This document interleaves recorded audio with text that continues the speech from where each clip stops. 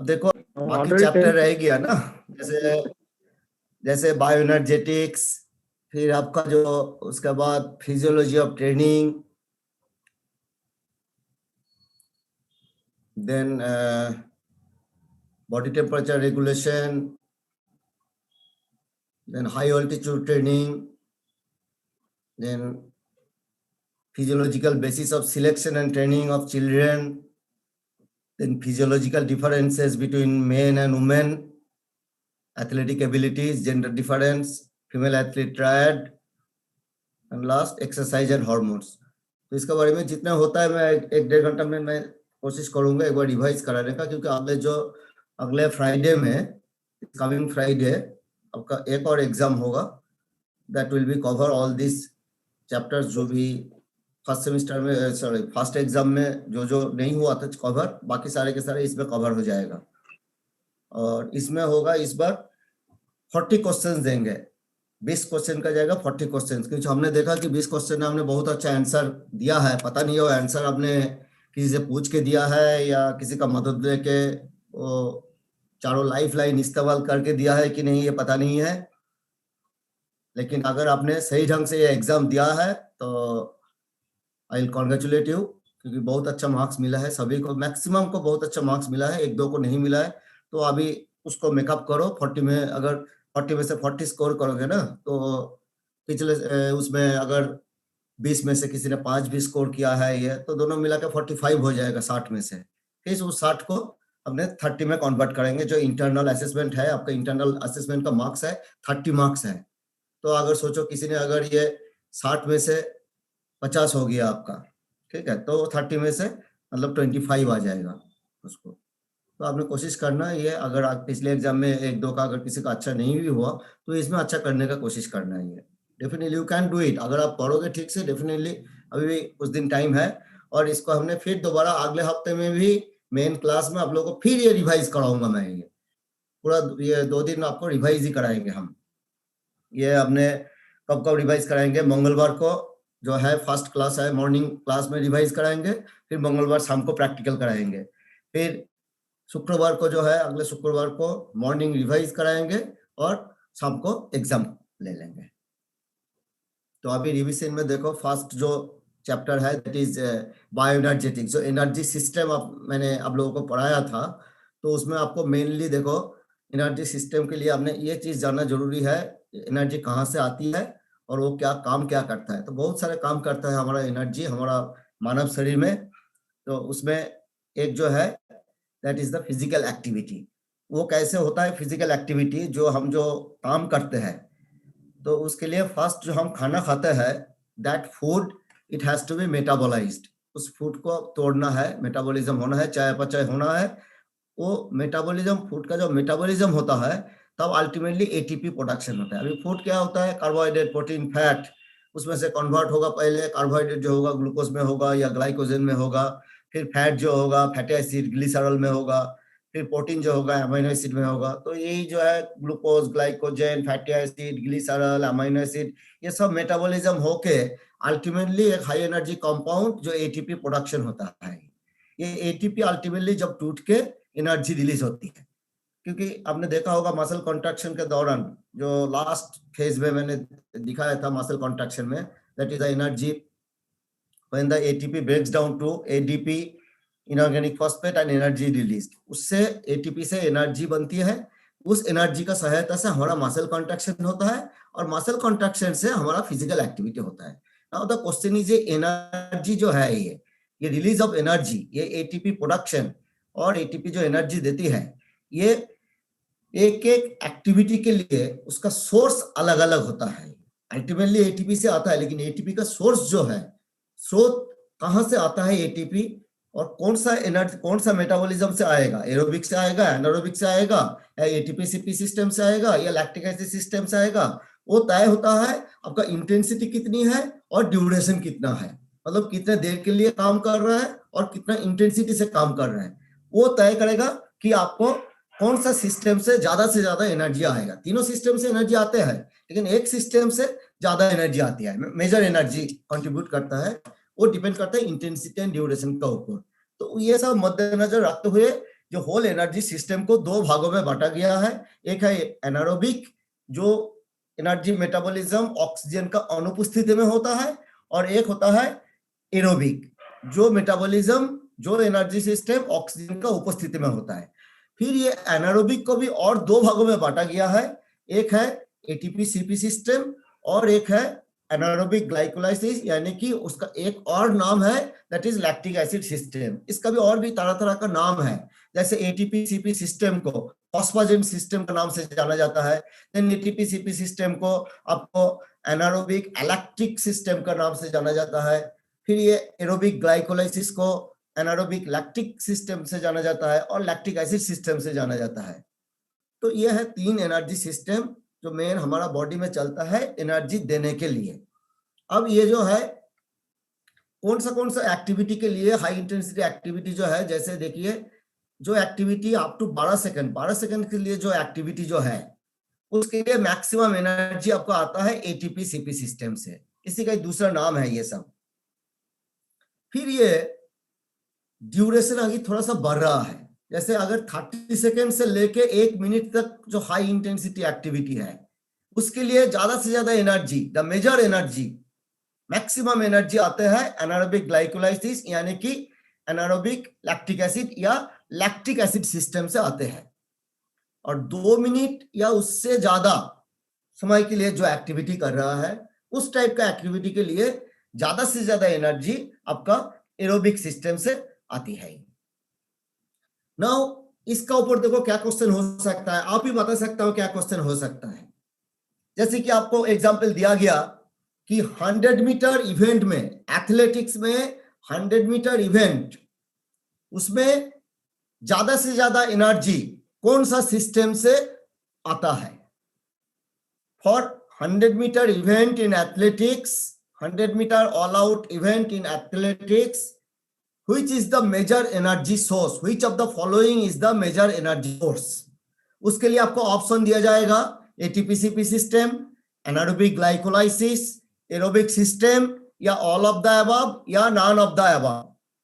तो उसमें आपका एटीपी, एग्जैक्टली एटीपीसीपी क्यों होगा, 100 मीटर का जो इवेंट है, चाहे वुमेन है मेल है, कोई भी मेल फीमेल कोई भी, 100 मीटर मेन 100 मीटर वुमेन, वो जो है आपका 9.7 सेकंड से लेके या 10 सेकंड से लेके वो 12 सेकंड या 13 सेकंड में खत्म हो जाता है ये। तो यहाँ पे देखो अप टू 12 सेकंड लिखा है, तो उसमें एटीपीसीपी मेन सोर्स है। अब एक और क्वेश्चन है, हो सकता है कि जैसे 400 मीटर रनिंग, एथलेटिक्स में 400 मीटर रनिंग के लिए, तो 400 मीटर इवेंट के लिए ज्यादा से ज्यादा एनर्जी कौन सा सिस्टम से आता है। तो उसके लिए देखो 400 मीटर इमीडिएटली आपको दिमाग में आना चाहिए कि 400 मीटर में ज्यादा से ज्यादा कितना टाइम ले सकता है, कम से कम आपको 45 सेकंड्स और या ज्यादा से ज्यादा 1 मिनट तक हो सकता है ये। तो 45 सेकंड से लेके 1 मिनट तक, तो यहाँ पे देखो यहाँ पे लिखा है 30 सेकंड से 1 मिनट तक, up to 30 seconds to 1 minute. ये जो है देखो 30 सेकंड्स टू 1 मिनट में आपका जो मेजर एनर्जी, मैक्सिमम एनर्जी आता है एनारोबिक ग्लाइकोलाइसिस यानी कि एनारोबिक या लैक्टिक एसिड सिस्टम। तो वो सारे के सारे ऑप्शन दिया जाएगा, उसमें आपको आंसर होगा 400 के लिए लैक्टिक एसिड सिस्टम या एनारोबिक ग्लाइकोलाइसिस। सिमिलरली कोई मैराथन रनिंग के लिए, एक मैराथन रनिंग के लिए या वॉकिंग 20 किलोमीटर वॉकिंग के लिए या 10,000 मीटर रनिंग के लिए ज्यादा से ज्यादा एनर्जी कौन सा सिस्टम से आता है। वो सारे के सारे जो मैं इवेंट का नाम बताया, लॉन्ग डिस्टेंस इवेंट जो है, उसमें देखिए 2 मिनट एंड अबव, ये 2 मिनट तो चाहिए, उससे ज्यादा टाइम 2 घंटा भी लेता है ये मैराथन के लिए। आज ही था वो मैराथन था, नेशनल मैराथन था। तो इसके लिए जो है मेजर एनर्जी सोर्स होगा एरोबिक सिस्टम। तो इस टाइप का आपको ध्यान में रखना होगा ये। तो ये सारे के सारे चीज आपने पढ़ाया था, ये एटीपी सिस्टम में। हेलो सर, एक बार ये मैराथन वाला बता दो सर दोबारा से।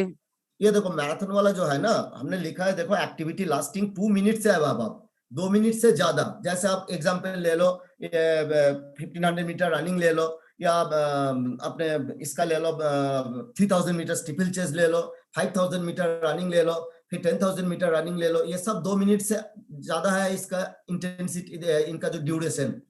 अभी मैराथन जो है, मैराथन 2 घंटे का ऊपर टाइम लेता है मैराथन में, 2 घंटा 20 मिनट 2 घंटा 30 मिनट टाइम लेता है मैराथन का ये। तो 2 घंटा 20 मिनट का जो एक्टिविटी कंटिन्यूअसली और रनिंग कर रहा है, तो उस टाइप का एक्टिविटी के लिए जब मैराथन भाग रहा है एथलीट, तो उसके लिए ज्यादा से ज्यादा एनर्जी कहां से आएगा? इतने सारे तीनों सिस्टम में से ज्यादा से ज्यादा एनर्जी आपको आता है एरोबिक सिस्टम से आता है। ठीक है, कोई भी लॉन्ग डिस्टेंस इवेंट हो उसके लिए मैक्सिमम एनर्जी जो है वो एरोबिक सिस्टम से आता है। ये मैक्सिमम एनर्जी, मैं ये नहीं बोल रहा हूं पूरा एनर्जी, क्योंकि हो सके लास्ट फ्यू सेकंड्स, जो 10 सेकंड्स है या लास्ट 5 सेकंड्स है, आपको शायद एटीपी-सीपी सिस्टम से आएगा उस टाइम। मैक्सिमम समय तक जो है एनर्जी वो देते रहता है एरोबिक सिस्टम। तो ये 3 प्रकार का है, ATP-CP, anaerobic glycolysis, aerobic system. इसको एक बार ये देख लेना है, और उसके जो है ना, इसको एंजाइम का नाम याद रखना। कुछ कुछ एंजाइम जो है इंपॉर्टेंट एंजाइम, बाद में भी जो बताया था अभी मैं बताने वाला हूँ। देखो एटीपी-सीपी सिस्टम में आपको मेन चीज जो पढ़ना है ना, ये एटीपी ब्रेकडाउन होके एनर्जी मिलता है। बहुत बार बताया, मसल कॉन्ट्रैक्शन में भी बताया, बहुत सारे क्लासेस में बताया। ये जो एनर्जी एटीपी टूटने से निकलता है एटीपी-सीपी सिस्टम में, वो एनर्जी आपका मसल कॉन्ट्रैक्शन में खर्चा हो जाता है। उसके बाद क्रिएटिन फॉस्फेट यानी कि सीपी का जो रोल है, उसका रोल क्या है? फिर सीपी जब एटीपी 3-4 सेकंड के बाद एटीपी खत्म कम होने लगता है, तो फिर वो 10 सेकंड तक एक्टिविटी तो देना है ना, 10 सेकंड तक आपका एक्टिविटी जारी रखना चाहिए। तो उसके लिए क्या होगा, ये सीपी जो है क्रिएटिन फॉस्फेट ब्रेकडाउन होके वो भी एनर्जी निकलते हैं उससे, वो भी हाई एनर्जी कंपाउंड है। तो क्रिएटिन फॉस्फेट से जो निकले हुए एनर्जी है वो क्या करेंगे, वो एटीपी से जो एटीपी और पीआई मिला था उसका साथ मिलकर दोबारा एटीपी बनाता है। तो ये इनका मेन काम है।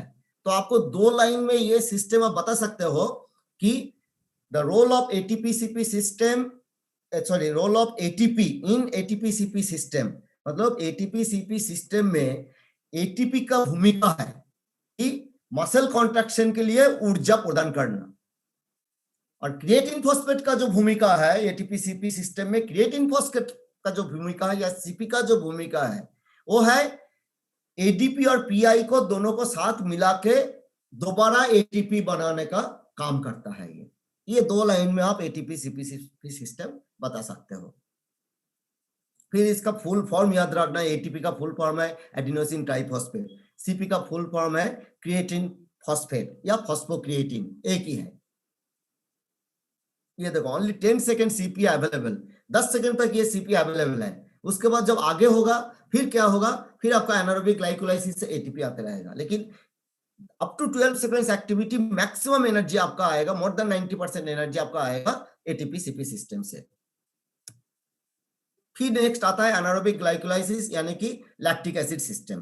देखो इसमें हमने वो एग्जांपल भी दिया है, जैसे 400 मीटर रनिंग, 100 मीटर स्विमिंग, इस टाइप का एक्टिविटी के लिए जो 30 to 40 सेकंड जो एक्टिविटी है उसके लिए मैक्सिमम एनर्जी जो है एटीपी लैक्टिक एसिड सिस्टम से आता है।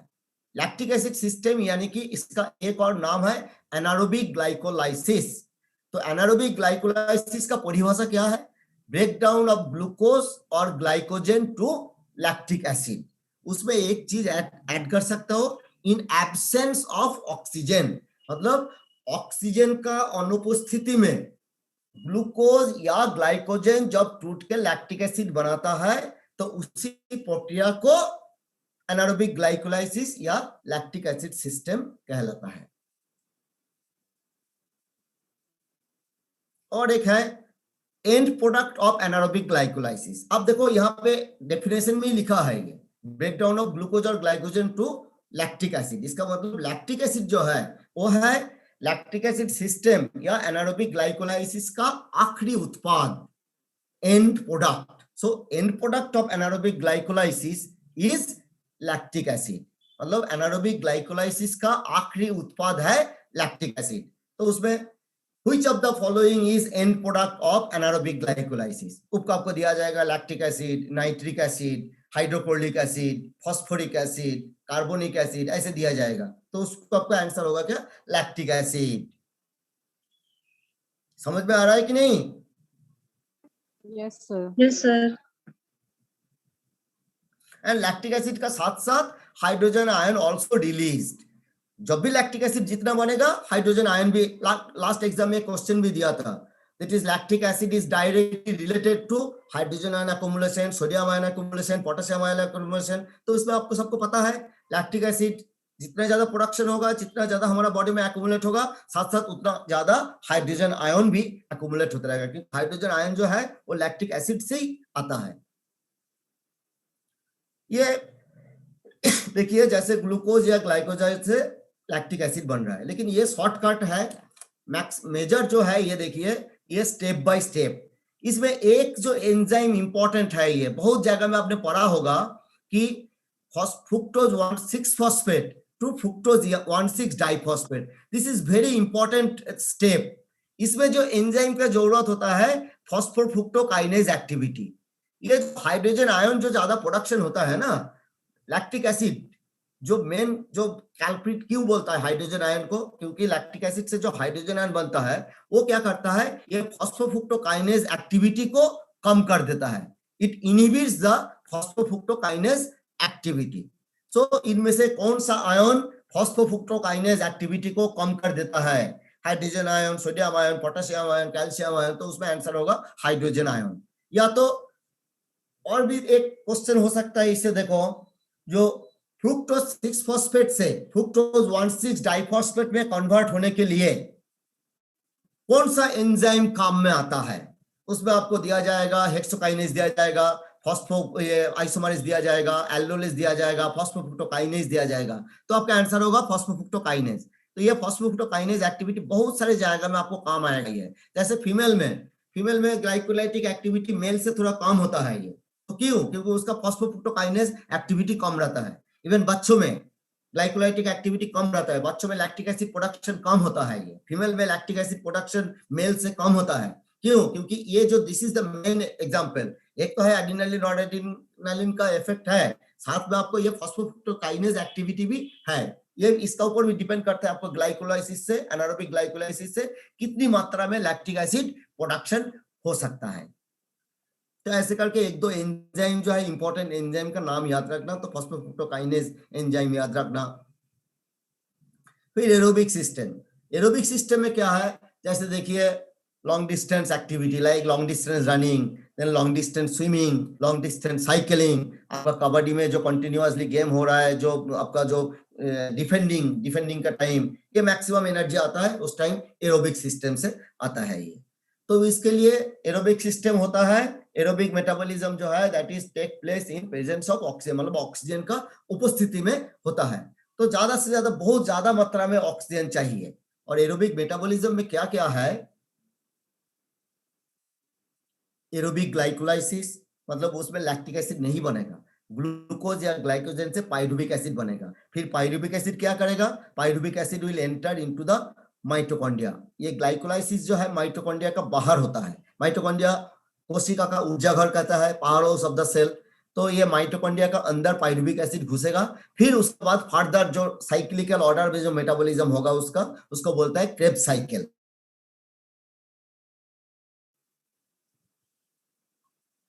फिर एक क्रेब्स साइकिल छोड़ के और भी होता है इलेक्ट्रॉन ट्रांसपोर्ट चेन। उसमें जो हाइड्रोजन आयन निकलता है, कोई स्टेप में हाइड्रोजन आयन जो निकलता है वो इलेक्ट्रॉन ट्रांसपोर्ट चेन में जाता है। उससे आपको क्या होता है, एक तो हाइड्रोजन आयन को पानी बना देता है, पानी वाटर ऑक्सीजन के साथ मिलके, और साथ में हमें एटीपी मिलता है। बस इतना याद रखना, ज्यादा गहराई में जाने का जरूरत नहीं है इसका। फिर फैट मेटाबॉलिज्म से भी, एरोबिक मेटाबॉलिज्म में fat also is a part, fat metabolism. तो फैटी एसिड और ग्लिसरॉल, ये दोनों से, फिर ये ग्लिसरॉल जो है वो ग्लाइकोलाइसिस में घुस के फिर आपका जो ये पाइरुविक एसिड बनाता है, और फैटी एसिड जो है उससे एसिटाइल कोए बन के आपका ये बनता है। जैसे देखिए ये पाइरुविक एसिड, ये पाइरुविक एसिड से एसिटाइल कोए। तो ये जो एसिटाइल कोए है, ये फैटी एसिड जो है, फैटी एसिड से भी एसिटाइल कोए बनता है। तो ऐसे करके उसके बाद साइक्लिकल ऑर्डर में ये this is called Krebs cycle, and this take place inside the mitochondria. तो इसमें देखो किस टाइप का क्वेश्चन हो सकता है, जैसे एक एंजाइम जो है साइट्रेट सिंथेटेज करके एक एंजाइम है, ये साइट्रेट सिंथेटेज। ये हमने क्यों बोल रहा हूँ साइट्रेट सिंथेटेज, क्योंकि ये जो मसल फाइबर टाइप पड़ा था, जो टाइप 1 फाइबर यानी कि slow twitch fibre, slow twitch fibre में आपका एक क्वेश्चन भी दिया था कि टाइप 1 फाइबर या स्लो ट्विच फाइबर में कौन सा एनर्जी सिस्टम ज्यादा काम करता है। तो उसका आंसर होता है एरोबिक सिस्टम। उसमें भी बहुत सारे गलती किया है, हमने देखा है ये उस क्वेश्चन में बहुत सारे वो एनारोबिक ग्लाइकोलाइसिस भी लिखा है ये। तो क्यों, क्यों एरोबिक सिस्टम होता है ज्यादा से ज्यादा, ये उस टाइप वो एक्टिविटी क्यों होता है ये टाइप 2 फाइबर, टाइप 1 फाइबर में? क्योंकि स्लो ट्विच फाइबर जो है that is for the oxidative fibre बोलता है, purely oxidative fibre. Oxidative fibre क्यों? क्योंकि वो एंड्योरेंस एथलीट के लिए ज्यादा रहता है स्लो ट्विच फाइबर। तो स्लो ट्विच फाइबर में मेनली एरोबिक मेटाबॉलिज्म होता है। मेनली एरोबिक मेटाबॉलिज्म क्यों होता है मालूम है? क्योंकि ये जो साइटेड सिंथेटेज, ये जो एंजाइम एक्टिविटी है ना, ये बहुत ज्यादा होता है ये उस टाइप का फाइबर में। टाइप 1 फाइबर स्लो फाइबर में ये ज्यादा होता है, स्लो ट्विच फाइबर में वो ये एक्टिविटी ज्यादा होता है, इसलिए क्रेब्स साइकिल ज्यादा होता है, इसलिए एरोबिक एटीपी प्रोडक्शन भी ज्यादा मात्रा में होता है ये। तो इसलिए जो एरोबिक जो है स्लो ट्विच फाइबर में आपका ये एंजाइम का एक्टिविटी ज्यादा होता है ये। तो ये हो सकता है निम्नलिखित में कौन सा एंजाइम स्लो ट्विच फाइबर में एक्टिविटी ज्यादा होता है? ये citrate synthetase, phosphofructokinase, lactate dehydrogenase और भी बहुत सारे एंजाइम का नाम दिया जाएगा, तो उसमें आंसर होगा आपका साइटेड सिंथेटेज। फिर ये फैट जो है पहले टूट के फैटी एसिड और ग्लिसरॉल बनता है, और मैं लास्ट में मैं दिखाता हूं कैसे ये। हाँ, एक और चीज ये ध्यान में रखो, इंटेंसिटी, एक्सरसाइज इंटेंसिटी जितने कम होता है तो fat is the primary source. बहुत कम इंटेंसिटी में बहुत धीरे धीरे भाग रहा है ये, तो उसमें ज्यादा से ज्यादा एनर्जी आपका जब मतलब कितने intensity, less than 30% of VO2 max. 30% VO2 max का नीचे का जो इंटेंसिटी है, उस इंटेंसिटी में काम करने से आपको, जब काम करोगे तो आपको कार्बोहाइड्रेट, प्रोटीन, फैट में से फैट से ज्यादा एनर्जी आएगा। फिर जब इंटेंसिटी बढ़ रहा है, इंटेंसिटी बढ़ते बढ़ते जब more than 70% of VO2 max intensity में जा रहा है, तब क्या होगा? कार्बोहाइड्रेट से, फैट से आएगा लेकिन कम मात्रा में आएगा, लेकिन उस टाइम 70% से ज्यादा, 70% ऑफ VO2 मैक्स का ज्यादा इंटेंसिटी से काम करोगे तो क्या होगा? कार्बोहाइड्रेट से मेन एनर्जी आएगा। Carbohydrate will be the primary source. ये एक इंपॉर्टेंट डायग्राम है, ये देखिए, it is the integration of carbohydrate, protein, fat metabolism. ये तीनों जो है एक दूसरे से इंटर रिलेटेड है, ये आपस में इसका अंदर में एक संपर्क है इनका। अब देखिए, ये जो है कार्बोहाइड्रेट, ये ग्लाइकोजन या ग्लूकोज से आपको पाइरुविक एसिड बन के फिर ये एसिटाइल को बन के क्रेब्स साइकिल में आ रहा है। ये कार्बोहाइड्रेट मेटाबॉलिज्म से ये एटीपी प्रोडक्शन हो रहा है। अब फैट की कैसे देंगे?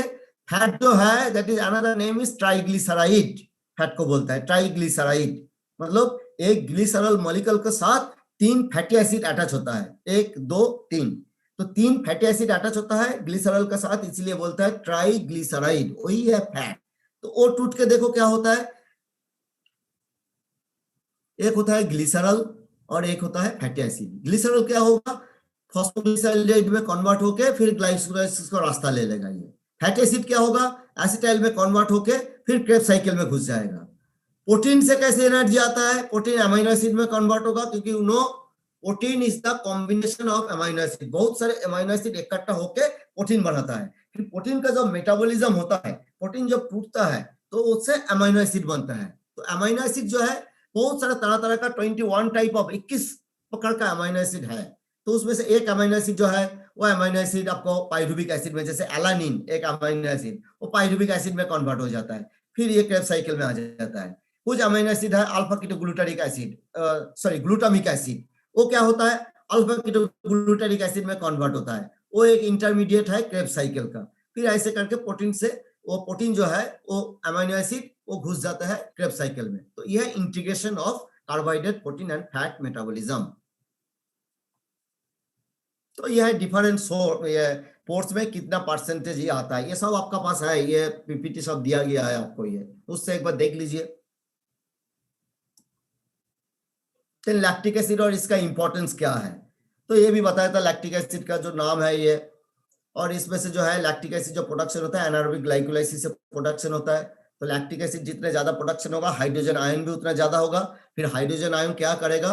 ये हाइड्रोजन आयन जो है, देखो फॉस्फोफ्रुक्टोकाइनेज एक्टिविटी मैंने बताया था ना, जो फ्रुक्टोज 6 फॉस्फेट से फ्रुक्टोज 1,6 डाइफॉस्फेट होता है, उसके लिए ये एंजाइम इंपॉर्टेंट है। So that enzyme activity it is inhibited, इसको कम किया जाता है। इस एंजाइम एक्टिविटी को कम कर देता है कौन? Hydrogen ion. इसके लिए ग्लाइकोलाइटिक एक्टिविटी कम हो जाता है। कैल्शियम टोपोनाइन कॉम्प्लेक्स को बनने नहीं देता है, इसलिए मसल कॉन्ट्रैक्शन हैम्पर होता है। पेन रिसेप्टर को स्टिमुलेट होता है, इसलिए पेन होता है। इसलिए लैक्टिक एसिड जब बॉडी में जितना ज्यादा जम जाता है ना, तो देखना मसल पेन होता है, टाइट हो जाता है बहुत, ये तो मसल में दर्द होता है। ये उसका कारण है ये हाइड्रोजन आयन, और पेन रिसेप्टर जो है उसको स्टिमुलेट कर देता है, इसीलिए हमें दर्द महसूस होता है। फिर ऑक्सीमोग्लोबिन फॉर्मेशन को कम कर देता है। ये देखो, ये बहुत इंपॉर्टेंट है। हमारा जो लैक्टिक एसिड बन रहा है शरीर में, उसका 3 फेट है, उनका जो भाग्य है वो 3 तरीका से इसको रिमूव किया जाता है, वॉश आउट किया जाता है। लैक्टिक एसिड क्यों बना था? ऑक्सीजन का अनुपस्थिति में बना था, एनारोबिक मेटाबॉलिज्म के लिए, इसलिए एनारोबिक ग्लाइकोलाइसिस, उसके लिए लैक्टिक एसिड बना था। अब लैक्टिक एसिड बनने का बाद उसको बॉडी में रखना नहीं है, उससे बॉडी से रिमूव करना है। लेकिन मैंने आपको बोला था ऐसे रिमूव तो ऐसे इंजेक्शन से निकाल के तो नहीं निकाल सकते हो उसको, तो इसके लिए क्या करना होगा, आपको बॉडी में ऑक्सीजन देना होगा। फिर ज्यादा से ज्यादा ऑक्सीजन जब मिलेगा तब ये क्या होगा, लैक्टिक एसिड रिमूव होने लगेगा। रिमूव होके कहां जाता है लैक्टिक एसिड? आसमान में निकल जाता है या खा जाता है? नहीं, ये जो टोटल लैक्टिक एसिड जितना बनता है, आप फिर एरोबिक एक्टिविटी करोगे लैक्टिक एसिड बनने का बाद, जब कूलिंग डाउन एक्सरसाइज करोगे, उसमें आपको ज्यादा से ज्यादा ऑक्सीजन जब लोगे आप, उससे क्या होगा, जो लैक्टिक एसिड उसका 70% जो लैक्टिक एसिड है वो कार्बन डाइऑक्साइड और वाटर में कन्वर्ट हो जाता है। 10% लैक्टिक एसिड जो है वो अमाइनो एसिड में कन्वर्ट हो जाता है। और सबसे इंपॉर्टेंट जो है 20% लैक्टिक एसिड जो है वो through Cori cycle, through the reverse process of glycolysis, वो ग्लूकोज में कन्वर्ट होता है। तो यह है लैक्टिक एसिड का फेट। तो इसलिए लैक्टिक एसिड का फेट है number 1 70% converted to carbon dioxide and water. Number 2 10% lactic acid is converted to amino acid. Number 3 20% of lactic acid converted to glucose. Number 4 all of the above. तो उसमें answer होगा all of the above. Next is physiology of training. ये training से आपको VO2 max कैसे improve होता है, उससे परफॉर्मेंस कैसे इंप्रूव होता है। ये इसमें ज्यादा समझने का कुछ भी नहीं है, आपको रट्टा लगाना है। ये ऑक्सीजन कंजम्पशन का डेफिनेशन क्या है, बहुत बार मैंने बताया। इसका यूनिट क्या है, जैसे आपका हाइट का यूनिट, हाइट आप 2 तरीके से बोल सकते हो। किसी का हाइट है 170 सेंटीमीटर, या आप बोल सकते हो 1.7 मीटर, या किसी का हाइट है 182.5 सेंटीमीटर, या वो बोल सकता है 1.82 मीटर, या बोल सकते हो 6 फीट। तो तरह तरह का यूनिट से आप उसको बोल सकते हो। Similarly aerobic maximum aerobic capacity यानी कि VO2 max also you can be expressed in 2 unit. One is liter per unit, another one is milliliter per kg body weight per minute. तो लीटर पर मिनट को बोलता है absolute VO2 max, और ml per kg पर minute को बोलता है रिलेटिव VO2 max। तो ये VO2 max का इंपॉर्टेंस क्या है? ये एक इंपॉर्टेंस जो है, ये महिलाओं में जो VO2 max 10 to 20% less in female compare to male. ये आपने physiological differences between male and female, उसमें भी मैं आप लोगों को ये पढ़ाया था।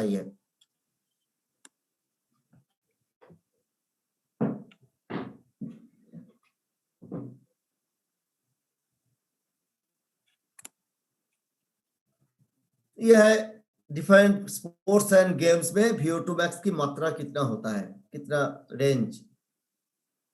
ये सबसे ज्यादा VO2 max किसमें देखा गया है।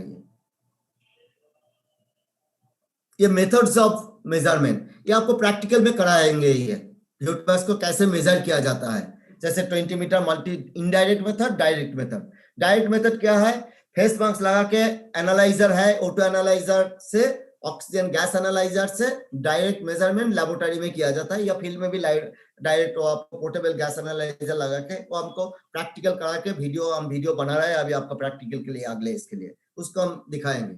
और इनडायरेक्ट मेथड जो है अभी सबसे popular, there are so many indirect method is there. एक इनडायरेक्ट मेथड है जो आपको प्रैक्टिकल में है, that is Queens College step test. Step up step down करके 1 2 3 4 एक स्टूल में, एक पर्टिकुलर हाइट का स्टूल में आपको अप डाउन करके फिर आपको हार्ट रेट नापा जाता है, हार्ट रेट नाप के फिर एक फॉर्मूला में डाल के VO2 max निकल सकते हो। और एक इनडायरेक्ट मेथड जो है 20 metre multi stage fitness test, जिसको बिप टेस्ट नाम से जाना जाता है। और एक इनडायरेक्ट मेजरमेंट है जो अभी बहुत ही पॉपुलर है, मैक्सिमम गेम ये हॉकी का, फुटबॉल का ये किया जाता है, that is yo intermittent test. तो ये है VO2 max नापने का जो डिफरेंट तरीका है ये।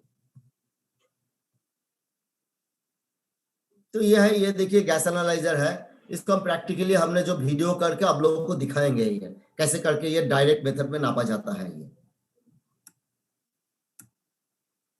इसमें ऐसे ऐसे वैल्यू आता है, ये सब बाद में समझाएंगे आप लोगों को।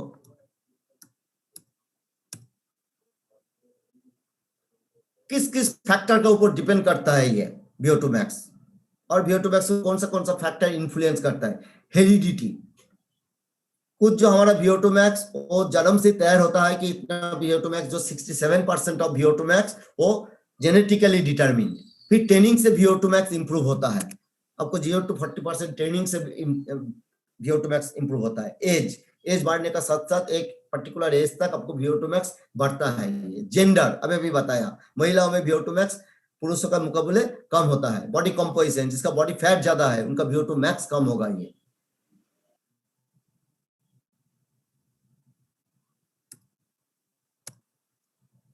That is the principles of training. ये मैं दोबारा दोहराना नहीं चाहता हूँ, मनीलाल सर ने भी आपको बताया था।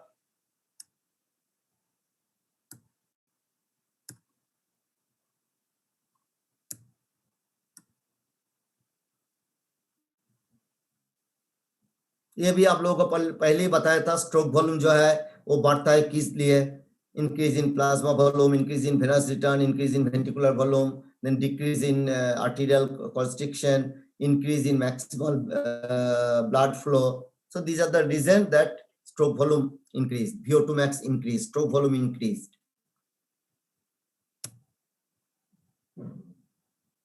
Endurance training, effect of endurance training on performance। अब endurance training दिया जा रहा है, उससे आपको endurance performance बढ़ेगा। तो क्यों बढ़ेगा? These are the changes, muscle में ये सब चेंजेस परिवर्तन होता है, उसका वजह से आपका एंड्योरेंस बढ़ता है। क्यों बढ़ता है? एंड्योरेंस ट्रेनिंग देने से आपका नंबर ऑफ माइटोकॉन्ड्रिया इंक्रीज्ड। अब आप ही देखो, कोरिलेट करो। अभी एनर्जी सिस्टम में मैंने बताया था कि एरोबिक सिस्टम में एरोबिक ग्लाइकोलाइसिस है, क्रेब्स साइकिल है, जिससे ज्यादा से ज्यादा एनर्जी एटीपी प्रोडक्शन होता है ये क्रेब्स साइकिल से। तो एरोबिक है। अब क्रेब्स साइकिल कहां होता है? माइटोकॉन्ड्रिया का अंदर होता है। तो अगर माइटोकॉन्ड्रिया जितना ज्यादा होगा, क्रेब्स साइकिल भी उतना ज्यादा होगा। जितना ज्यादा क्रेब्स साइकिल होगा, एटीपी प्रोडक्शन भी उतना ज्यादा होगा। जितना ज्यादा एटीपी प्रोडक्शन होगा, आपको मसल कॉन्ट्रैक्शन भी उतना ज्यादा होगा, आपका एरोबिक परफॉर्मेंस भी ज्यादा होगा। ये so that is the reason. So mitochondria number बढ़ जाता है। एंजाइम एक्टिविटी जो है वही जो क्रेब्स साइकिल में जो एंजाइम्स है, साइटेट सिंथेटेज, अल्फा कीटोग्लूटाइड डिहाइड्रोजिनेज, ये सब एंजाइम का एक्टिविटी भी बढ़ जाता है। ये तो आपका क्रेब्स साइकिल द्वारा एटीपी प्रोडक्शन बढ़ जाता है। और एक जो इंपॉर्टेंट चीज होता है, कैपिलरी डेंसिटी बढ़ जाता है। आप बोलोगे कैपिलरी क्या है? कैपिलरी आप थोड़ा सा रिवाइंड करके पीछे चला जाओ, that is the network of the smallest branches of artery and when, जहां पे ऑक्सीजन और कार्बन डाइऑक्साइड का एक्सचेंज होता है। तो कैपिलरी डेंसिटी जितना ज्यादा होगा, जितना ज्यादा मात्रा में कैपिलरी होगी, तो आपका ऑक्सीजन, उतना ऑक्सीजन का ट्रांसपोर्ट भी ज्यादा होगा, एक्सचेंज भी ज्यादा होगा। जितना ज्यादा ऑक्सीजन आएगा, आपका एरोबिक मेटाबॉलिज्म भी ज्यादा होगा, एटीपी प्रोडक्शन भी उतना ज्यादा होगा। सो ये सब कारण जो है, उसका वजह से मसल में ये जो परिवर्तन होता है, उसका वजह से आपका एरोबिक मेटाबॉलिज्म ज्यादा होता है और परफॉर्मेंस, जो एंड्योरेंस परफॉर्मेंस बढ़ता है।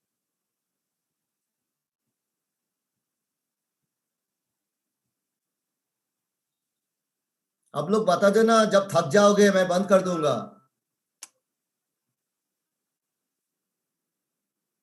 नहीं सर, चलते रहो। हाँ, मैं चलते रहा और बाकी सब सुत रहा होगा। आप लोग कोई प्रॉब्लम नहीं है, मेरे को तो दिख नहीं रहा है ना साहब ये। नहीं सर, हम भी चल रहे हैं। मैं बाद में देखूंगा, 2-3 छोड़ के बाकी सब ये वीडियो ऑफ करके सो गया होगा ये। क्योंकि आपको वो मालूम है ना, वो जो एक जलसा हो रहा था, तो उस जलसा में एक बंदा गाना गा रहा था, तो बाद में देखा धीरे धीरे सब निकल गया है। कोई नहीं है, एक भी दर्शक नहीं है। ये बाद में सिर्फ एक ही बंदा बैठा था। ये तो उनको पूछा गया, उन्होंने पूछा, जो गाना गा रहा था, बोल रहा था, सिंगर ने पूछा, भाई सब चला गया, आप क्यों बैठे हो? बोला, ये जो चेयर है वो मैंने सप्लाई किया है, मैं वो चेयर को लेके जाऊंगा, इसीलिए मैं चेयर के लिए वेट कर रहा हूँ। आप जब चेयर छोड़ोगे तब मैं वो लेके जाऊंगा। इसके लिए बैठे थे। ये देखो एक इंपॉर्टेंट चीज है, इफेक्ट ऑफ ट्रेनिंग है। ट्रेनिंग से आपको परफॉर्मेंस इंप्रूव होता है। अब क्या होता है, अब देखा, एंड्योरेंस ट्रेनिंग से आपको माइटोकॉन्ड्रिया नंबर बढ़ जाता है, माइटोकॉन्ड्रिया। अब डिट्रेनिंग से, अब ट्रेनिंग जब बंद रखोगे, ये देखो प्रैक्टिकल एक्सपीरियंस, इसमें फिजियोलॉजी भूल जाओ पहले, आपने अब प्रैक्टिकल जो एक्सपीरियंस है, आपने कंटिन्यूअसली ट्रेनिंग कर रहा है, कैंप में प्लेयर लोगों को बुलाया है, 1 महीने का कैंप लगा है, 1 महीने से ट्रेनिंग कर रहा है, 1 महीने से उनका जो एंड्योरेंस ट्रेनिंग दिया है उसका परफॉर्मेंस बढ़ गया है। उसके बाद अब फिर छूट गया है, कैंप ब्रेक हुआ है, 1 हफ्ता का कैंप ब्रेक है, तो 1 हफ्ता में वो कोई ट्रेनिंग नहीं कर रहा है, तो उसका क्या असर पड़ेगा आपका? उसका जो असर पड़ेगा, डेफिनेटली परफॉर्मेंस जितना बड़ा था उससे डेफिनेटली थोड़ा कम आ जाएगा। क्यों कम आ जाएगा? देखिए इसका कारण, 1 वीक डी ट्रेनिंग, 1 हफ्ता तक अगर ट्रेनिंग नहीं करोगे तो माइटोकॉन्ड्रिया जितना बड़ा था उससे क्या होगा, 50% of the increase in mitochondrial content will be lost. जितना बड़ा था तो 50% जो है, जितना बढ़ोतरी हुआ था तो 50% लॉस हो जाएगा। अब सोचो, आपने 6 हफ्ता ट्रेनिंग किया है, एंड्योरेंस ट्रेनिंग किया है, तो उसका आपका माइटोकॉन्ड्रिया का बढ़ गया था, 60% बढ़ गया था माइटोकॉन्ड्रिया, ठीक है? तो 60% माइटोकॉन्ड्रिया उससे 60% ज्यादा हो गया था। आप जब 1 हफ्ता ट्रेनिंग नहीं करोगे तब क्या होगा, उस 60% का भी 30% माइटोकॉन्ड्रिया आपका कम आ जाएगा। ये तो 60% का 50% क्या, आप कितना है, 30%, फिर 30% माइटोकॉन्ड्रिया फिर कम आ जाएगा। ये 5 हफ्ता अगर नहीं ट्रेनिंग करोगे तो जितना इंप्रूवमेंट हुआ था, होल एडेप्टेशन, वो सारे के सारे वो चला जाता है। फिर दोबारा रिट्रेनिंग, फिर जब ट्रेनिंग स्टार्ट करोगे, फिर 4 हफ्ते तक कंटिन्यूअस ट्रेनिंग करने से फिर जो first week of the training में जो लॉस हुआ था, 1 हफ्ता डी ट्रेनिंग से जो लॉस हुआ था, वो 4 हफ्ता ट्रेनिंग के बाद उसको फिर वापस रिगेन कर सकते हो।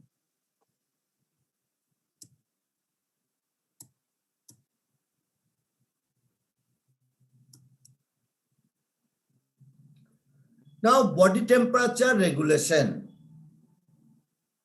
तो मैं कुछ ही बॉडी टेम्परेचर रेगुलेशन आप लोगों को मैं तो नहीं पढ़ाया था ना, ये नेहा मैडम ने पढ़ाया था ना? Yes sir. मैंने डिस्कशन में कोई ग्रुप को पढ़ाया था, आपको ग्रुप को पढ़ाया था क्या, खो कबड्डी को पढ़ाया था डिस्कशन में? याद है कुछ? नहीं सर, आपने नहीं पढ़ाया था। मैम ने पढ़ाया था सर। नहीं, अब मैंने एक्चुअली वो डिस्कशन में, आपका डिस्कशन कौन लेता है, कौन सा ग्रुप है आप, ग्रुप 2 और 3? 3 है सर हमारा। सर ज्यादातर अधिकारी सर लेते हैं, ज्यादातर डिस्कशन अधिकारी सर ने लिए थे सर। अच्छा, ठीक है। तो अभी मैंने एक शॉर्ट फॉर्म करके थोड़ा हिंदी में करके मैंने बताया था, वो देख लीजिए। ये जो बॉडी टेम्परेचर है ना हमारा, आपने देखा होगा कि हमारा जो ह्यूमन बॉडी जो है नॉर्मल टेम्परेचर है, आजकल तो आप लोगों को पता चल गया, तरह तरह जगह में आपको जो जाता हो ना, अब तो ये लगा के देखता है ये टेम्परेचर। तो नॉर्मल बॉडी टेम्परेचर इज या तो 37 डिग्री सेंटीग्रेड या फ़ारेनहाइट में 98.6 degree Fahrenheit. This is the normal body temperature. मानव शरीर का जो सामान्य तापमान जो है वो है या 37 डिग्री सेंटीग्रेड या 98.6 डिग्री फ़ारेनहाइट। ये भी जो बॉडी टेम्परेचर को 2 तरीका से आप बोल सकते हो, या तो सेंटीग्रेड में या तो फ़ारेनहाइट में। तो सेंटीग्रेड जो है 37 डिग्री सेंटीग्रेड, और नहीं तो उसको 37 degree centigrade equal to 98.6 degree Fahrenheit. ये आपने शायद ये 9th-10th स्टैंडर्ड में पढ़ा होगा आपने, ये conversion of centigrade to Fahrenheit. उसके लिए एक फॉर्मूला है, किसी का याद है फॉर्मूला?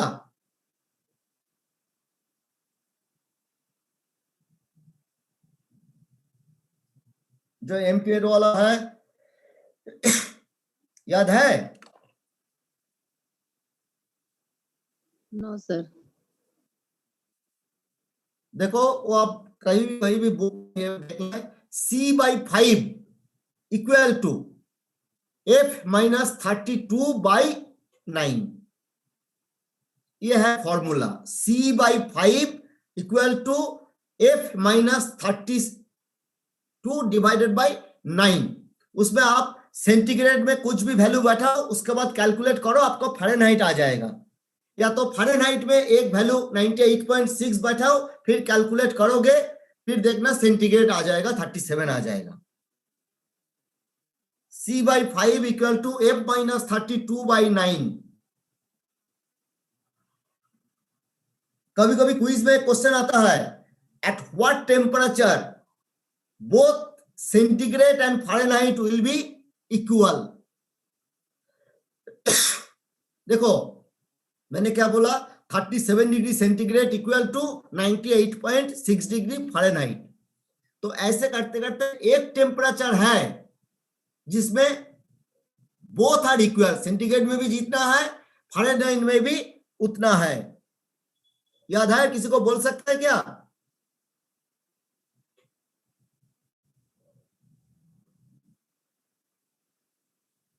नहीं, लेकिन इक्वेशन छोड़ो, लेकिन ये किसी ने कभी सुना नहीं क्या?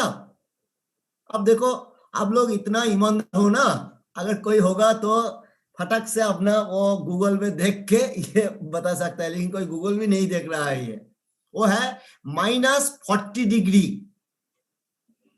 -40 डिग्री जो है दैट इज सेंटीग्रेड भी है जितना, फ़ारेनहाइट भी उतना ही है। तो C/, ये फॉर्मूला में सेंटीग्रेड में -40 बैठा के कैलकुलेट करोगे, देखो फ़ारेनहाइट भी -40 आएगा। या तो फ़ारेनहाइट में -40 बैठा के कैलकुलेट करोगे तो देखो सेंटीग्रेड भी -40 आएगा। ये आपको जानकारी के लिए है ही है। अब जो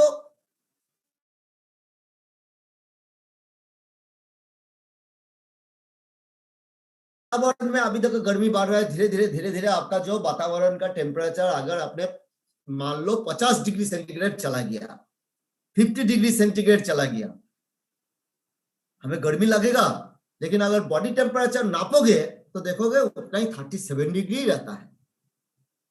जस्ट रिवर्स उल्टा ले लो, ले लद्दाख में जाके -20 डिग्री ले लो, -40 डिग्री टेम्परेचर ले लो, कोल्ड एनवायरनमेंट में 0 degree temperature, 2 degree temperature, 3 degree temperature, तो उसमें आप जब बॉडी टेम्परेचर नापोगे देखोगे मानव शरीर का तापमान 37 डिग्री रहता है।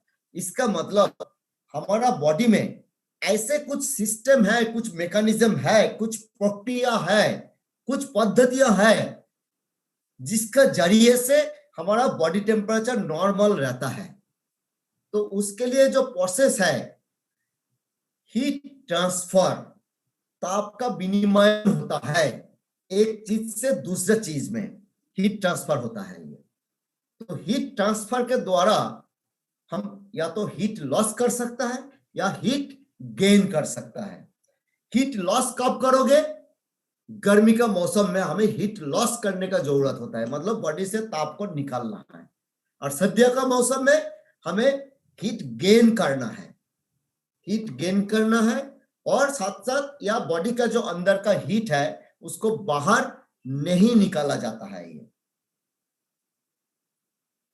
अब जो हीट ट्रांसफर का कुछ प्रक्रिया होता है, there are some process by which heat can be transferred from one object to another object. उसके लिए 4 प्रोसेस जो है वो है कंडक्शन, कन्वेक्शन, रेडिएशन, इवापोरेशन।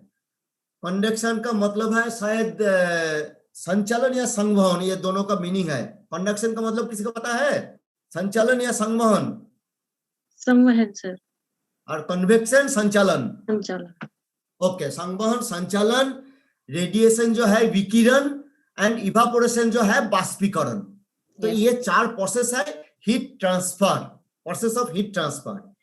इनमें से आपको ये प्रोसेस से द्वारा, इस प्रक्रिया द्वारा आप तो हीट लॉस कर सकता है या हीट गेन कर सकता है। तो इन चारों में से चारों जो प्रोसेस है, ये चारों प्रोसेस जो है इसके द्वारा आप हीट लॉस कर सकता है, ताप को निकाल सकते हो। लेकिन ये चारों प्रोसेस में से ओनली दिस 3 प्रोसेस, ये 3 प्रोसेस जो है ये हीट गेन में मदद करता है। The heat can B gain by only this 3, conduction, convection, radiation. And evaporation जो है उससे सिर्फ हीट लॉस ही होता है, इवापोरेशन से हीट गेन नहीं होता है। तो इससे देखो, इससे क्या क्वेश्चन हो सकता है ये, Which of the following is the process of heat gain? Okay, उसमें conduction, convection, radiation दिया है और लास्ट में all of the above, तो all of। फिर और एक हो सकता है उल्टा घुमा के, इन चारों में से, निम्नलिखित में से, out of this following 4 option, which one is not contributing in heat gain? ये चारों प्रोसेस दिया गया है, तो फिर उससे पूछा जाएगा इसमें से कौन सा प्रक्रिया से, from which process heat gain can not be possible, तो होगा इवापोरेशन। समझ में आ रहा है ना? Yes sir. अब क्या है, हमारा बॉडी में जो है वो तापमान कैसे नियंत्रित होता है, गर्म वातावरण में और ठंड वातावरण में।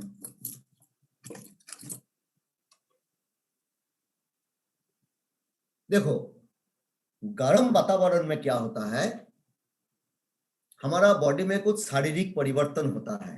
There are some physiological changes take place in human body. एक होता है क्या, cutaneous vasodilation.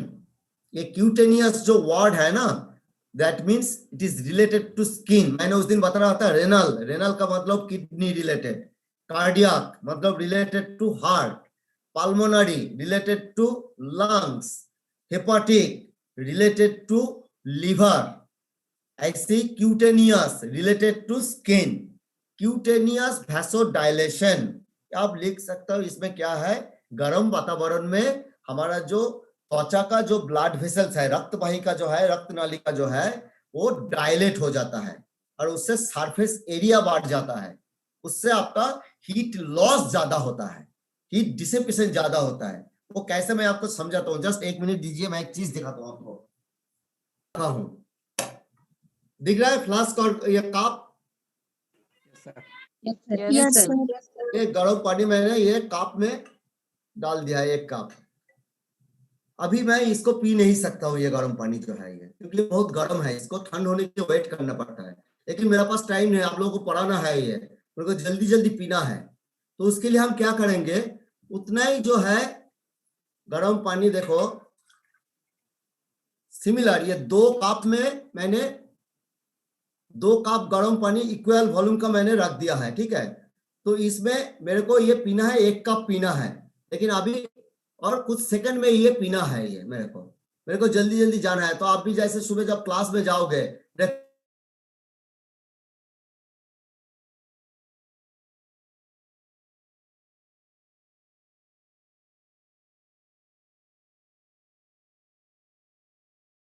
Yes sir. Yes yes sir.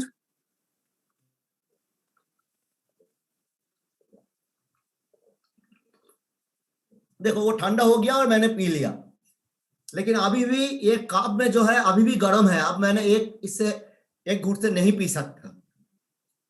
सो इसमें भी क्या है, वैसोडाइलेशन, क्यूटेनियस वैसोडाइलेशन में क्या होता है, जो लिखा है ना सरफेस एरिया, जो हमारा जो रक्त नाली है, हमारा त्वचा का जो रक्त नाली है वो फैल जाती है। जब फैल जाता है तो उसका सरफेस एरिया बढ़ जाता है। जैसे ये कप से प्लेट का सरफेस एरिया ज्यादा था, इसलिए ज्यादा हीट निकल गया था। तो इसके लिए जब गर्म खून जब उससे हमारा रक्तवाहिका से जब वहन होता है, ये जब सर्कुलेट होता है, तब ये अगर वेसल अगर फैल जाएगा तो ज्यादा से ज्यादा हीट निकलेगा। तो इसलिए heat loss is increase. So that's why in hot environment the त्वचा का जो रक्तवाहिका है उससे ज्यादा हीट निकल जाता है शरीर से। तो ये एक चेंज है। Another change is cutaneous circulation increase. त्वचा का जो रक्त संचालन जो है वो भी बढ़ जाता है। ये उससे क्या होता है, ज्यादा से ज्यादा ब्लड स्किन में आएगा, तो स्किन में आएगा तो ज्यादा से ज्यादा हीट निकलेगा। और एक होता है इंपॉर्टेंट चीज जो है, दैट इज स्वेटिंग, पसीना निकालना।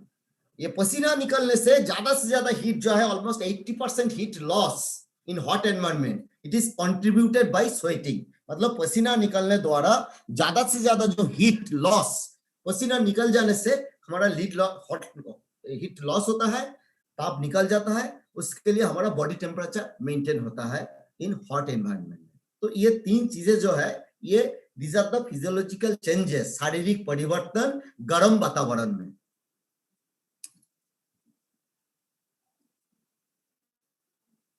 Now what is the mechanism, कैसे मेंटेन होता है ये मैकेनिज्म जो है, ये जो तीनों जो चेंजेस है, ये चेंजेस द क्यूटेनियस वैसोडाइलेशन या स्वेटिंग, ये डेफिनेटली हमारा बॉडी में ऐसे कुछ सिस्टम है जो ये सब कराता है। ये स्वेटिंग कौन कराएगा, वैसोडाइलेशन कौन कराएगा, कैसे होगा ये, तो दैट इज द मैकेनिज्म। इसमें देखो, मैं जितना हो सके आसान तरीके से मैंने समझाने का कोशिश किया है। जैसे हॉट एनवायरनमेंट, गर्म वातावरण, ये मेरा इंग्लिश में भी है, नीचे हिंदी में भी है। किस में बताऊं या बताओ, पहले इंग्लिश में बता दूं या बाद में हिंदी में बताऊं? हिंदी बता दो, फिर इंग्लिश में बता देना। ओके, देखो हॉट एनवायरनमेंट जो है, उससे क्या होता है, बॉडी टेम्परेचर इंक्रीज, हमारा शरीर का तापमान बढ़ने लगता है। गर्म वातावरण में जब भी धूप में निकलोगे, गर्म वातावरण में रहते हैं, तो हमारा शरीर का टेम्परेचर जब भी बढ़ने लगेगा, तो वो खबर हमारा ब्रेन में पहुंचेगा ये कि बॉडी टेम्परेचर बढ़ रहा है। तो कैसे पहुंचेगा, डायरेक्टली नहीं पहुंचेगा। पहले हमारा त्वचा में, शरीर में हीट रिसेप्टर है, जो बॉडी हीट होने से ही वो उद्दीप्त हो जाता है। तो जब भी हीट रिसेप्टर को पता चल गया कि बॉडी टेम्परेचर बढ़ रहा है, तो वो क्या करेगा, इमीडिएटली वो एंटीरियर हाइपोथैलेमस जो है, एक स्ट्रक्चर हमारा ब्रेन का अंदर रहता है। इसका बहुत सारे काम है हाइपोथैलेमस, उस दिन भी बताया, हार्मोन भी निकलता है वहां से। ये भी काम है, बॉडी टेम्परेचर को मेंटेन करता है ये हाइपोथैलेमस। ये हाइपोथैलेमस जो है ना, इसको बोलता है हमारा बॉडी का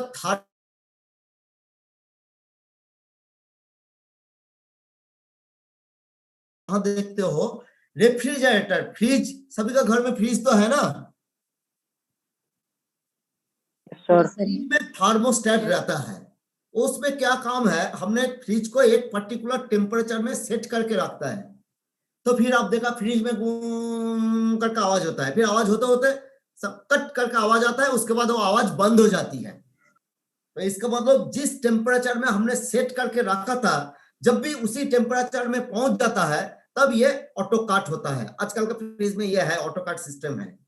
तो सिमिलरली हमारा बॉडी में भी जब भी ये 37 डिग्री से ज्यादा टेम्परेचर चला जाएगा, तो इमीडिएटली हाइपोथैलेमस में एक मैसेज चला जाएगा। लेकिन मैसेज कैसे जाएगा, जो हीट रिसेप्टर है वो मैसेज भेजेगा। मैसेज जो भेजता है रिसेप्टर से हमारा ब्रेन में, जो मैसेज जाता है उसको बोलता है एफरेंट नर्व या सेंसरी नर्व द्वारा। हाइपोथैलेमस को पता चल गया कि बॉडी टेम्परेचर बढ़ रहा है, अभी वो क्या करेगा, बॉडी टेम्परेचर को कम करेगा। लेकिन ये बॉस है, ये हेड ऑफिस है, हेड ऑफिस से जो मेन बॉस है वो खुद नहीं जाता है उधर स्पॉट में, वो अपना सबऑर्डिनेट को भेजता है। पहले देखो, सबऑर्डिनेट को भेज के बोले जा, उधर टेम्परेचर ज्यादा हो रहा है, उसको जाके कम कर। तो वो हाइपोथैलेमस मैसेज भेज देगा। ये किसका द्वारा, इफरेंट या मोटर नर्व द्वारा जो है। मैसेज जो ब्रेन से आएगा इफेक्टर ऑर्गन में, वो मोटर नर्व द्वारा मैसेज भेजेगा। कहाँ मैसेज भेजेगा, जहां जहां जरूरत पड़ेगा। कहाँ जरूरत पड़ेगा, हमने अभी पढ़ा है, गर्म वातावरण में जो त्वचा का रक्त नलिका फैलना है, ये वैसोडाइलेशन होना है, तो ब्लड वेसल में भेजेगा। त्वचा का जो ब्लड वेसल है, क्यूटेनियस ब्लड वेसल में मैसेज भेजेगा। और एक मैसेज कहाँ भेजेगा, एक परिवर्तन जो है, स्वेटिंग होना है, तो स्वेट ग्लैंड में एक मैसेज भेजेगा। फिर क्यूटेनियस ब्लड वेसल में क्या होगा, वैसोडाइलेशन होगा, और स्वेट ग्लैंड से क्या होगा, स्वेटिंग होगा। तो स्वेटिंग से अभी देखा, हीट निकल जाता है। और स्वेटिंग क्या है ना, स्वेटिंग से कैसे हीट निकलता है, आप जब पानी गर्म करोगे, एक प्रोसेस जो है आपने पढ़ा है, प्रोसेस ऑफ हीट लॉस, या प्रोसेस ऑफ हीट ट्रांसफर जो प्रोसेस ऑफ हीट लॉस है, दैट इज इवापोरेशन, बाष्पीकरण। बाष्पीकरण क्या है? जब it is a process by which liquid is converted into gas. Hindi में बाष्पीकरण एक प्रक्रिया है जिससे तरल गैस में कन्वर्ट होता है और उसके लिए हीट चाहिए, हीट ले लेता है। हीट का सहायता से, ताप का सहायता से तरल जो है वो बाष्प में कन्वर्ट होता है, परिवर्तन होता है, उसे कहते हैं बाष्पीकरण। अब एक एग्जांपल दे रहा हूं, जब एक कोई बर्तन में एक पानी लेके उसको गैस में रखोगे, उसमें हीट दोगे तो क्या होगा? धीरे धीरे पानी गर्म होगा, उसके बाद पानी उबलने लगेगा, फिर पानी उबलते उबलते क्या होगा? धीरे धीरे कुछ समय तक, ज्यादा समय तक रखोगे तो देखो पानी एकदम बर्तन में पानी सूख जाता है, कोई पानी नहीं रहता है। लेकिन वो पानी क्या होता है? वो जो तरल है, वाटर, वो बाष्प में कन्वर्ट होता है, it is converted into gas. लेकिन उसके लिए आपको हीट देना पड़ेगा। सिमिलरली हमारा बॉडी में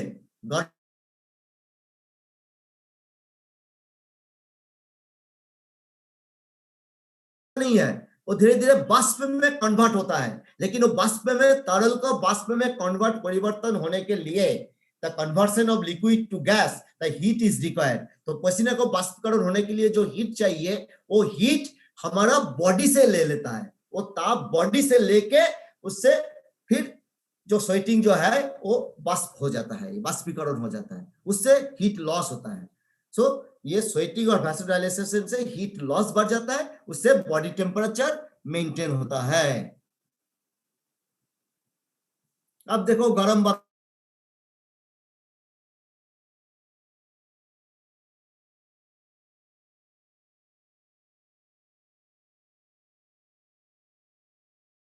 एक आगे की भाग, एक पीछे की भाग। आगे की भाग को जो बोलता है एंटेरियर हाइपोथैलेमस और पीछे की भाग को बोलता है posterior hypothalamus. The anterior hypothalamus is responsible for maintenance of body temperature in hot environment. मतलब हाइपोथैलेमस का जो आगे की भाग है वो गर्म वातावरण में शरीर का तापमान को नियंत्रित करता है, और पोस्टेरियर हाइपोथैलेमस जो है वो ठंड वातावरण में हमारा शरीर का तापमान को नियंत्रित करता है। The posterior hypothalamus is responsible for maintenance of body temperature in cold environment. फिर ये anterior hypothalamus का जो खबर पहुंच गया है, बॉडी गर्म वातावरण में शरीर के तापमान में वृद्धि हो रहा है, वो क्या करेगा? मोटर तंत्रिका यानी कि मोटर नर्व द्वारा मैसेज भेजेगा त्वचा के रक्तवाहिका, स्किन ब्लड वेसल एंड पसीना के ग्रंथि। हमारे जो स्किन के नीचे रहता है ये पसीना का ग्रंथि, ये चमड़े का जो नीचे रहता है, वो जो स्वेट ग्लैंड रहता है, तो उसमें जाके मैसेज भेजेगा। तो स्वेट ग्लैंड से स्वेटिंग होता है और स्किन ब्लड वेसल्स में फैलाव आता है, तो उन दोनों से गर्मी शरीर से बाहर चला जाता है, तो शरीर का तापमान नियंत्रित होता है। ठीक है, ये समझ में आया कुछ? Yes sir. Yes sir. फिर आगे चलो। Yes sir. Yes yes sir. ये देखो अभी भी कप में जो है पानी, वो गर्म पानी अभी तक ठंडा नहीं हुआ पूरा ही है, लेकिन वो कितना जल्दी ठंडा हो गया था, मैंने इमीडिएटली पी लिया वो। नाउ कोल्ड एनवायरनमेंट, ठंड वातावरण में हमारा शरीर में परिवर्तन क्या क्या होता है। ये जस्ट गर्म वातावरण में जितना होता है उसका कुछ उल्टा ही होगा, देखना ही है। उसमें क्या होता था? वैसोडाइलेशन हुआ था, मतलब डायलेट हुआ था, फैल गया था। अब क्या होगा?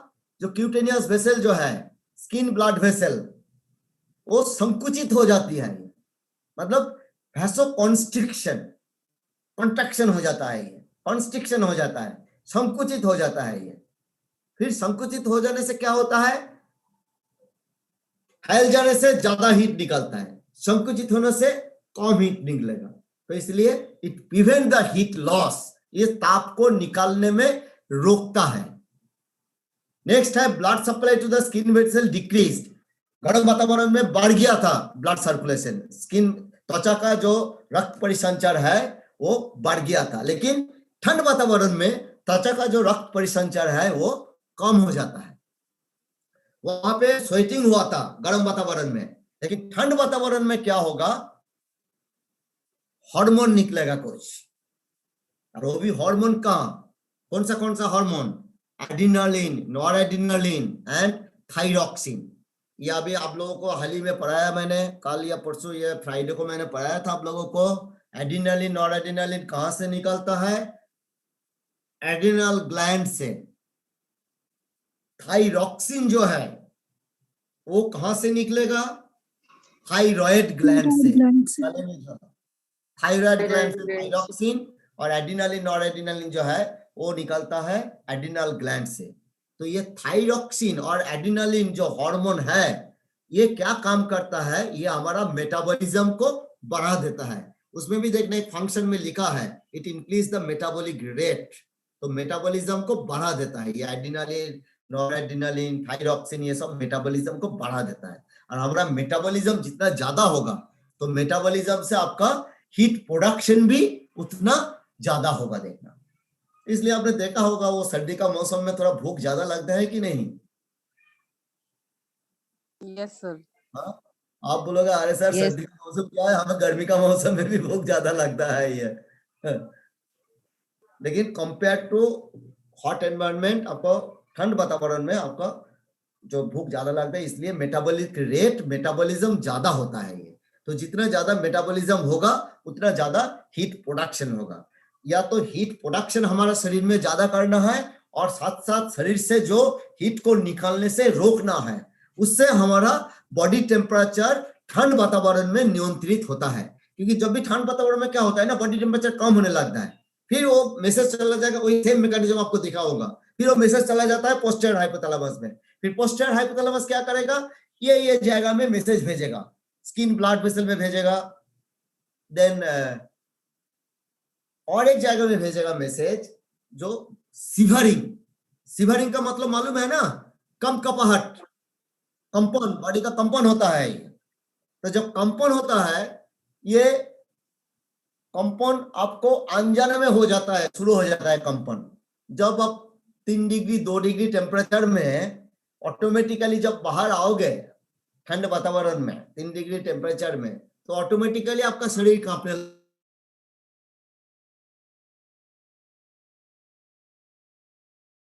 कॉन्ट्रैक्शन से क्या होता है? हीट प्रोडक्शन होता है मसल कॉन्ट्रैक्शन से। So that's why heat production वो एक कारण है बॉडी टेम्परेचर को नियंत्रण करने के लिए। हाँ, लेकिन आप बोल सकते हो कि विदाउट दिस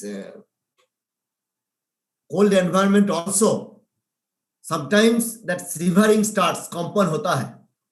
कब होता है मालूम है? मैंने देखा था होते हुए, क्योंकि प्रैक्टिकली मैंने ये डेमो देखा था एक। जब एग्जाम में कॉपी करते वक्त जो पकड़ा जाता है ना, तब कंपन शुरू होता है। वो आपका जब एग्जाम होता था, ये सेकेंड सेमेस्टर का जो एग्जाम, उस टाइम क्या होता था? अप्रैल में होता था ये सेकेंड सेमेस्टर का एग्जाम, या मार्च में होता था। तो मार्च में एक्चुअली ऑलमोस्ट दैट ठंड वातावरण नहीं रहता है, गर्म वातावरण में है। लेकिन वो ठंड वातावरण में भी, गर्म वातावरण में भी एक लड़का का देखा शिवरिंग होने लग गया था। आपका कोई डिसिप्लिन कौन सा था पता नहीं।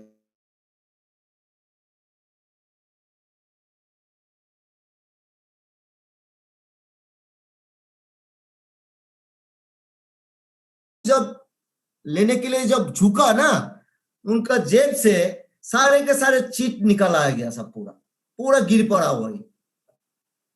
तो इमीडिएटली उसको पेपर छीन लिया गया है, उस पेपर को पूरा स्टिच कर दिया गया है। इमीडिएटली उनका कंपन शुरू हुआ था। तो मैंने उस टाइम बाकी स्टूडेंट को बताया था, ये देखो, ये मत सोचना कि ये कोल्ड एनवायरनमेंट है। आपने सोचा होगा कि ये मंडल सर तो बोला था कि ठंड वातावरण में शिवरिंग होता है, लेकिन ये तो ठंड वातावरण नहीं है। तो मंडल सर फेल है, साइंस फेल है। ये मंडल सर ने हम लोग को गलत पढ़ाया था। मंडल सर ने ये नहीं बताया कि एग्जाम में जब पकड़ा जाता है तब भी कंपन होता है ये। ठीक है, तो इसीलिए कभी भी कोई भी एग्जाम, आप पता नहीं ऑफलाइन होगा कि नहीं है, तो कभी ये गलती से भी ये कोशिश मत करना है, ये मैं बता रहा हूँ। और ये भी अब लोग को और एक चीज बताया है, जो एग्जाम हॉल एक ऐसा जगह है जहां आपका चारों तरफ बहुत सारे लोग होते हैं, लेकिन फिर भी खुद को अकेला महसूस किया जाता है। ये वो है एग्जाम हॉल।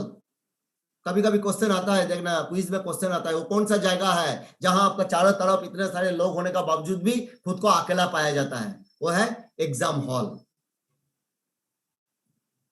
छोड़ो, तो अभी shivering, vasoconstriction, skin blood vessel में ब्लड सर्कुलेशन में वृद्धि और secretion of hormone adrenaline, noradrenaline, thyroxine, इसमें बढ़ोतरी होते हैं। ये तो ये सब चारों के वजह से आपको ठंड वातावरण में आपको बॉडी टेम्परेचर मेंटेन होता है। वो कैसे होता है? सेम थिंग आप देखो, कोल्ड एनवायरनमेंट, उससे बॉडी टेम्परेचर कम होने लगता है। कोल्ड रिसेप्टर जो है, ठंड रिसेप्टर जो है, वो स्टिमुलेट हो जाता है शरीर का। फिर सेंसरी नर्व द्वारा पोस्टीरियर हाइपोथैलेमस में, उसमें गर्म वातावरण में एंटीरियर हाइपोथैलेमस में मैसेज भेजाता, लेकिन अभी क्या है, पोस्टीरियर हाइपोथैलेमस में मैसेज भेजेगा वो। फिर पोस्टीरियर हाइपोथैलेमस को जब पता चल गया कि बॉडी ठंड हो रहा है, तो वो क्या करेगा, थ्रू मोटर नर्व यानी कि इन्फ्रारेड नर्व द्वारा मैसेज भेजेगा। ये 3 जगह में, एक भेजेगा एंडोक्राइन ग्लैंड, इसमें आप स्पेसिफिकली लिख सकते हो adrenal gland and thyroid gland. और एक मैसेज भेजेगा मसल्स में, और एक मैसेज भेजेगा जो स्किन ब्लड वेसल यानी कि क्यूटेनियस ब्लड वेसल में। मसल में क्या होगा, सिवरिंग होगा। सिवरिंग से क्या होगा, हीट प्रोडक्शन होगा, इससे मसल कॉन्ट्रैक्शन होगा, कंपाउंड से फिर हीट प्रोडक्शन होगा।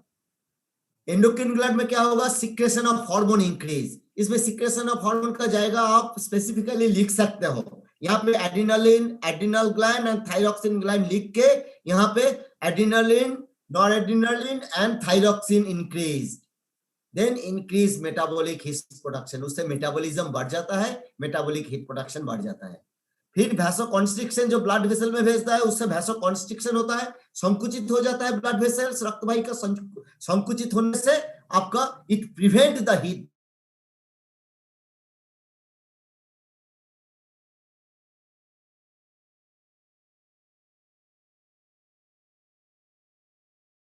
is maintained by the combined effect of these 3. In Hindi,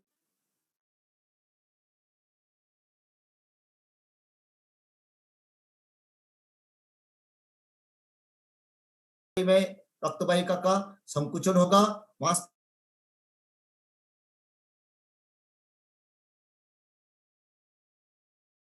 और थायराइड ग्लैंड से थायरॉक्सिन निकालता है। ये उससे क्या होता है, मेटाबॉलिक गर्मी उत्पादन, सिवरिंग से गर्मी उत्पादन और रक्तवाहिका का संकुचन होना से शरीर से गर्मी को निकलने में से रोकता है। तो ये तीनों मिला के हमारा शरीर को तापमान को, ठंड वातावरण में शरीर का तापमान नियंत्रित होता है।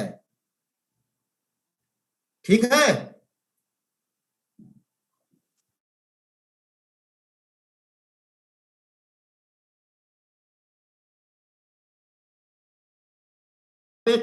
एक काम करो, आप कोच साहब से बात करके, अभी बाकी क्या रह गया, अभी ऑलमोस्ट 3 टॉपिक रह गया सिर्फ, high altitude training, then physiological differences between men and women, and that exercise and hormones, and selection and talent identification of children.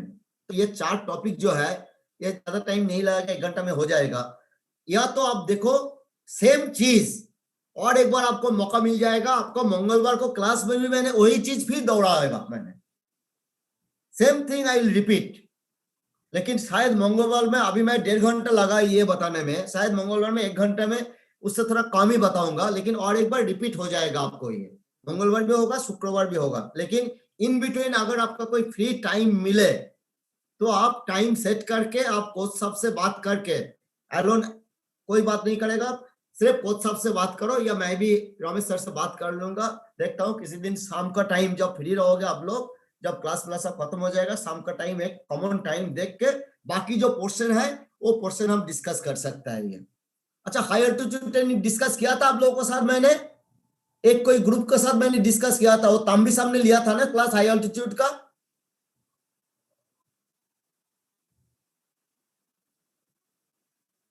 नहीं सर,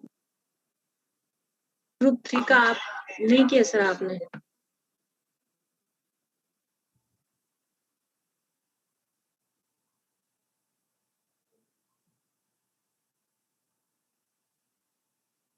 हमारा बॉडी में अनुकूलन कैसे होता है, ये जो इमीडिएट फिजियोलॉजिकल चेंजेस को कैसे करके उसको फिर निपटा जाए, उसको कैसे रोका कैसे जाए, जो चेंज हो गया था उसको फिर नॉर्मल में कैसे लाया जाए, उससे भी इम्प्रूव कैसे किया जाए। और फोर्थ पॉइंट जो है that is importance of altitude training. Altitude में रहना क्या जरूरत है, उधर ट्रेनिंग का क्या फायदा है, ये 4 चीज हम डिस्कस करेंगे उसमें। तो आज के लिए काफी है। Thank you for joining with me.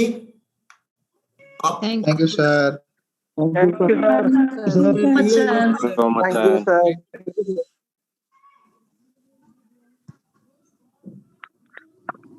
So much, sir. Mandar sir, thank you very much accepting our invitation and for our नहीं, ये आप postponed community trainees.